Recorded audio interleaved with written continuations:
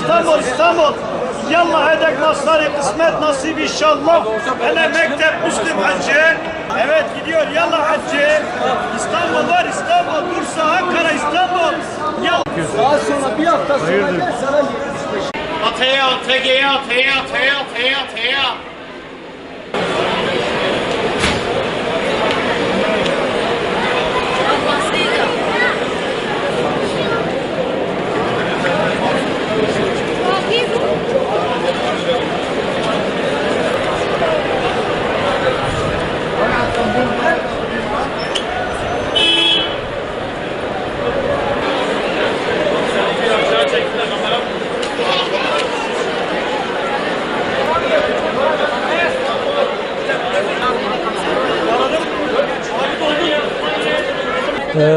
Her bayram olduğu gibi yoğunluk otogarımızda mevcut.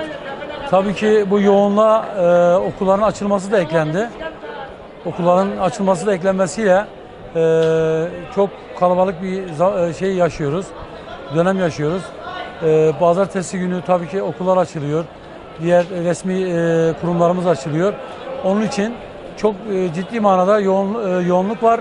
Buna yetişmeye çalışıyoruz. Ek servis ilave araçlarla vatandaşlarımızı mağdur etmemeye çalışıyoruz. Bütün batı illeri, doğu illeri olmak üzere bütün her yere ek seferler düzenliyoruz. İşte dediğim gibi vatandaşlarımızın ihtiyaçlarına cevap vermeye çalışıyoruz. Ciddi bir yoğunluk var demek ki dediğim gibi. Yani hem öğrencilerin hem resmi dairelerin hem okulların, işte öğretmenlerin, bütün kurumların açılmasından dolayı çok ciddi bir sıkıntı var araçlarda. Ama yolcularımız mağdur olmuyor. Bir şekilde ilave servislerle, ek servislerle ihtiyaçları gideriliyor yani. Ben de bütün devlet yetkililerimizin yaptığı gibi bütün yola çıkan vatandaşlarımızın, arkadaşlarımızın, kardeşlerimizin çok dikkatli araç sürmesini, yola çıkanların donanımlı çıkmasını, araçlarındaki eksikleri bırakmamasını, bir yarım saat önce gideceğim diye çoluğunu çocuğunu riske atmamasını tavsiye ediyorum. Ama lütfen kurallara uyalım.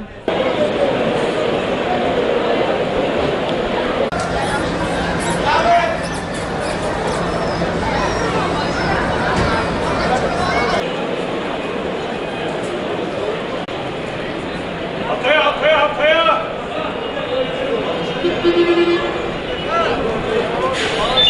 Konya Cihanbeyli'ye. Amcamgile geldik ziyarete. Evet. Evet, ailece geldik. Şu anda dönüş yapacağız. Çok kalabalık, yani bileti zor bulduk. Bileti çok zor bulduk. İstanbul'dan geldim Antep'e. Antep'te şimdi dönüyorum İstanbul'a. Ya işte çok sıkıntılar yaşıyoruz burada yani biletler için mesela.